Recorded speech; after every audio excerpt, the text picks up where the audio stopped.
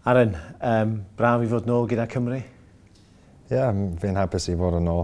Mae wedi fod yn amser hir since tro diwetha, so never siawns i mynd troi i qualifier, so fi'n hapus i fod yn ôl a bod nôl gyda bechgyn.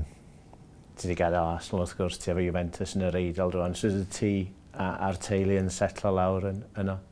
Mae'n mynd yn dda. Ni gyd i setlo lawr a mae bechgyn yn mynd i ysgol am eithrin nawr, so mae pethau yn mynd yn dda drafod nos. Ni gyd yn hapus a yn edrych ymlaen i popeth sy'n mynd i dod. Yn amlwg mae yna ddwy gêm fawr yn dod rwan, Azerbaijan a Hwngari. Dwi'n siŵr mae Azerbaijan dim ond ar y gêm yna ti'n edrych. Ti'n cofio'r tro diwetha ti yna gyda Cymru pan oedd o'n dîm ifanc iawn yn doedd? Roedd yn tîm ifanc iawn a gyda John Toshak, so mae'n mynd i fod yn gêm debyg iawn, gêm anodd, ond ni'n credu ni'n cael beth mae'n mynd i cymryd i ennill y gêm, a dyna beth yw ni eisiau gwneud i cymryd fe mewn i gêm olaf gyda siawns i mynd i'r Euro, so ni gyd yn edrych ymlaen i fe. Os ti gyrraedd rownd gynderfynol yn 2016 yn yr Euros gyda Chymru, o ti wedi profi dy hun fyna.